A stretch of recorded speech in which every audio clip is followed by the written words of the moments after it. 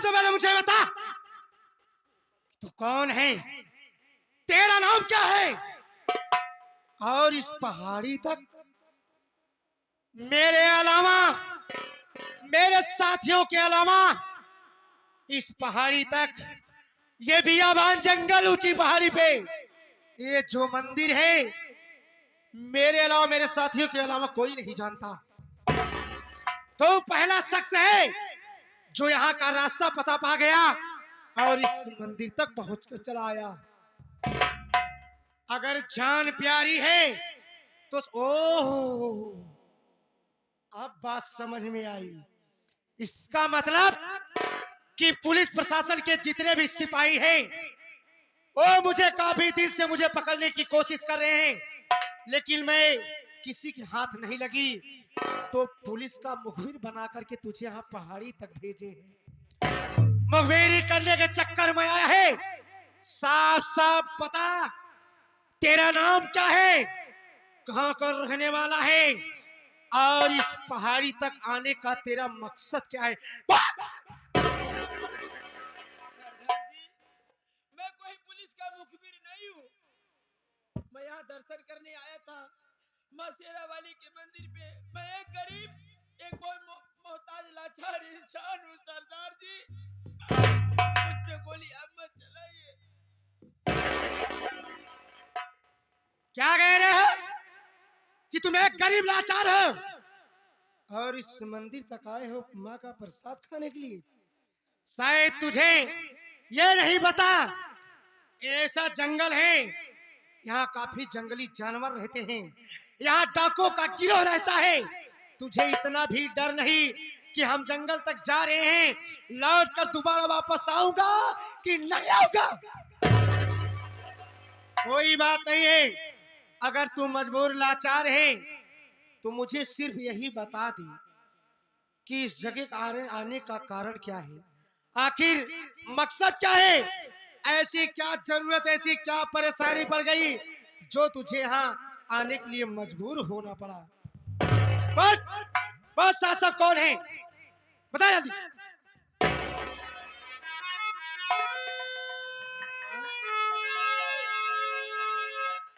इनकी सूरत मेरी भाभी राधिका से मिलती है, मगर मेरी भाभी डाकू कैसे बन सकती है? उसे तो गजराज जान से मार डाला है। सरदार जी, आपसे अगर कुछ विनती हो तो मैं पूछ सकता हूँ?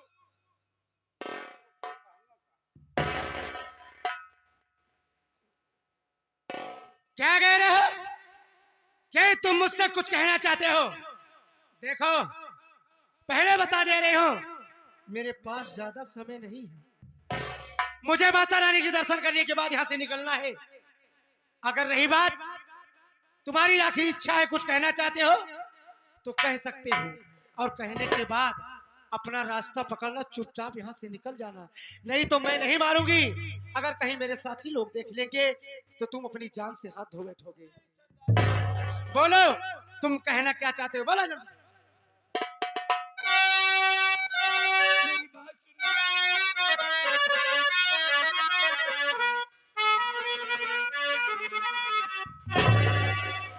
आपकी प्यारी सूरत तो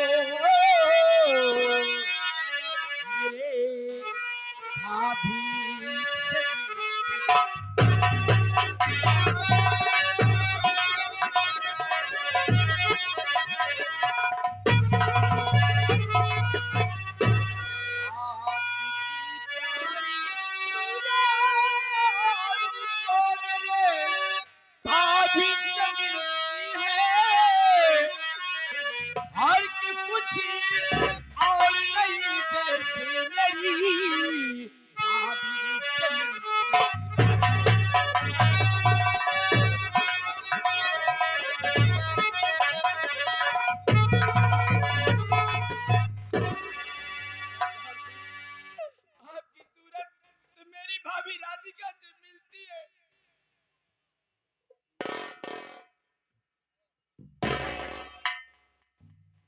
क्या कह रहे हो कि मेरी सूरत तुम्हारी भाभी से मिलती है?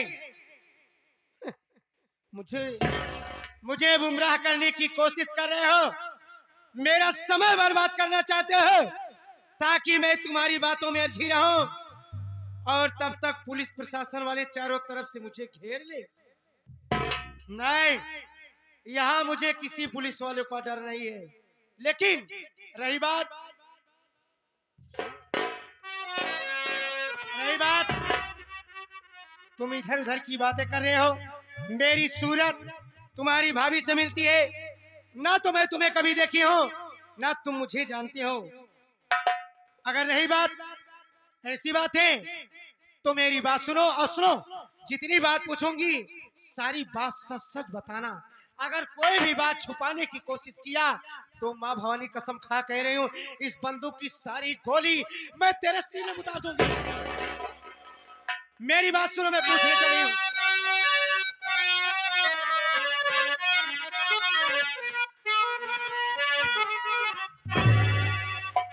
बता दे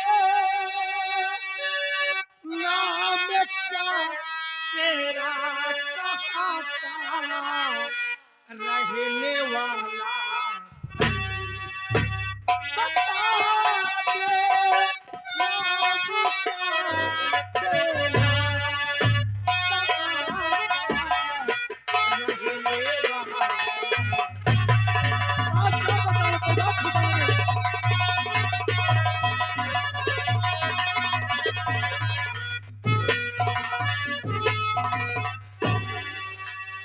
बता दे नाम क्या तेरा, कहाँ का रहने वाला है,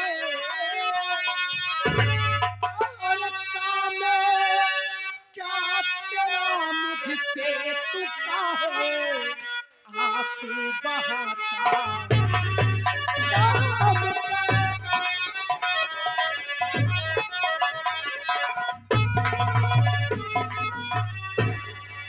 साफ साफ मुझे यही बताओ, तुम्हारी बातों के सच्चाई ने मेरे दिल को छू लिया।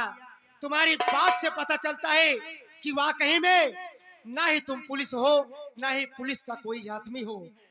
तुम एक मजबूर बेबस लाचार इंसान हो और मजबूरी की वजह से इस मंदिर तक आए हो। लेकिन तुम्हारी आंख के आंसू ने मुझे बता दिए, तो तुम भी मुझे यही बताओ कि तुम कौन हो, तुम्हारा नाम क्या है और इस मंदिर तक किस लिए आए हो, आने का कारण क्या है, और इसमें रोने वाली क्या बात है। रो नहीं, तुम्हें कोई कुछ नहीं कहेगा। हाँ बोलो। मेरा नाम रोहित कुमार है। मैं रामापुर गांव का रहने वाला हूँ। यहाँ ऊंची पहाड़ी पे माँ शेरावाली के दर्शन करने के लिए आया हूँ। और न मैं कोई पुलिस का मुखबिर, मैं कोई नहीं हूँ। मेरा नाम रोहित कुमार है।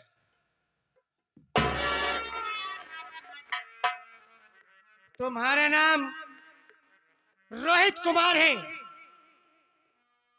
और तुम रामपुर गांव के रहने वाले हो।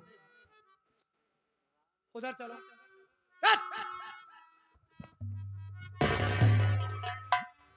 या भगवान, ये ये मैं क्या सुन रही हूँ? ये अपना नाम रोहित बता रहा है। इसका चेहरा भी मेरे देवर रोहित से मिलता है, लेकिन मैं कैसे मान लूं, मैं कैसे मान लूं कि ये मेरा रोहित है। अरे उस दिन मेरे आंखों के सामने, मेरे आंखों के सामने ओ पापी नीच गजराज कंस ने मेरे देवर के पेट में चाकू से छल्ली कर दिया था। अरे उसकी हालत देख करके मैं तो यही सोची कि मेरा देवर तो मर गया होगा, लेकिन इतना वार होने के बावजूद भी रोहित मेरा जिंदा है। लेकिन अभी मुझे विश्वास नहीं है, इसलिए अब मैं इससे पूछूंगी कि इसके परिवार में कितने लोग हैं और इसकी भाभी का नाम क्या था। अगर ये सही सही सच सच बता देगा तभी मैं विश्वास करूंगी, तभी मैं मानूंगी। हो सकता है ये कोई बहरुपिया हो या कोई किसी का भेजा हुआ मुझे पकड़ने के लिए कोई साजिश रची जाए हो। इधर आओ, मुझे तुम्हें बताओ, मानती हो तुम्हारी भाभी थी, लेकिन ये तो तुम जानते ही होगे कि तुम्हारी भाभी का नाम क्या था। मेरी भाभी का नाम राधिका है सरदार जी। अभी जैसी मेरी भाभी है, उसका नाम राधिका है।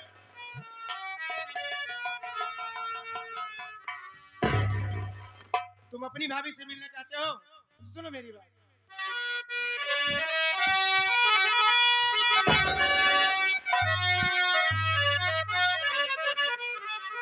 देखे प्यारे देवरे, और सामने है तेरी भाभी, और लगा लूं गले तुझको रहा मुझसे न जाता।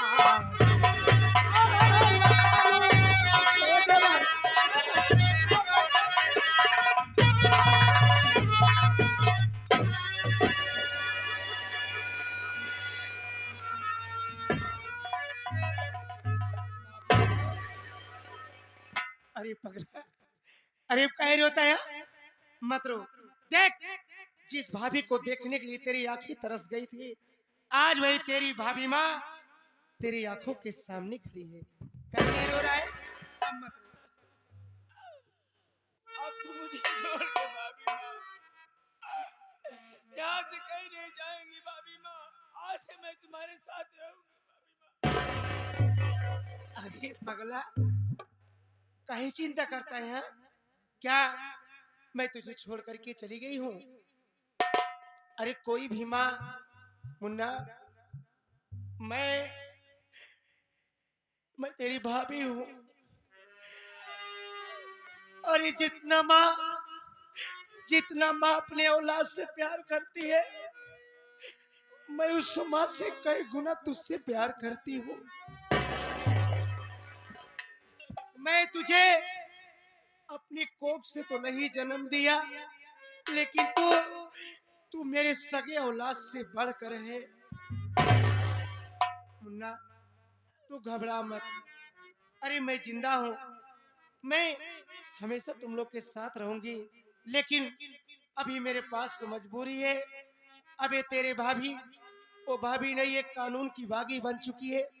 मैं एक डाकू बन चुकी हूँ, और मुन्ना मेरा वसूल है। मैं जहां भी जाती हूँ ज्यादा देर तक नहीं रुकती हूँ। ये तेरे बातों ने मुझे फरझा दिया, फंसा दिया, मुझे मजबूरन रुकना पड़ा, लेकिन अब मैं जा रही हूँ। तू अपना ख्याल रखना और रोना मत। भाभी माँ, अरे मुझे नहीं लगता ये तेरा बेटा किसके कारण होगा भाभी माँ। अरे मैं कैसे छोड़ के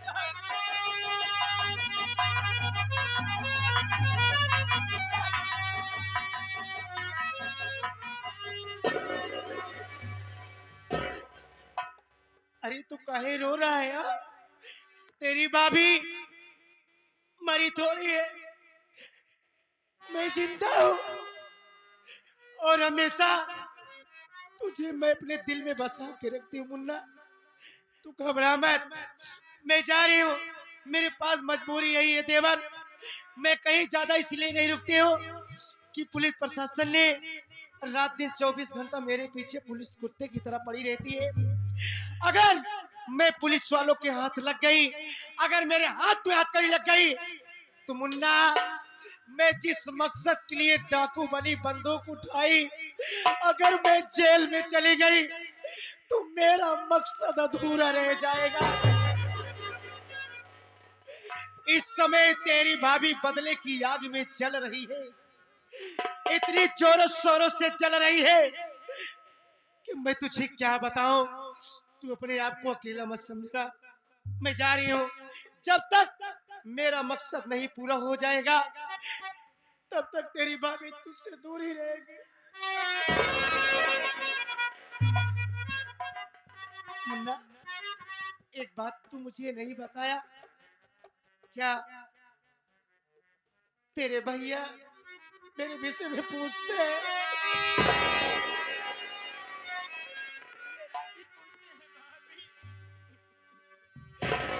मुन्ना, तेरे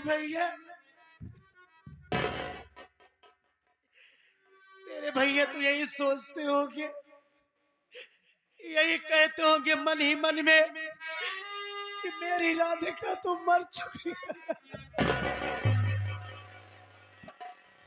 लेकिन नहीं मुन्ना, अगर तेरे भैया मिले तो अपने भैया से बता देना कि भाभी जिंदा है।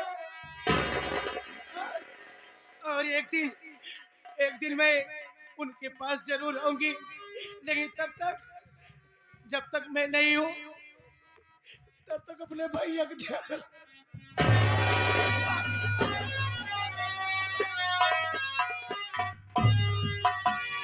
ओ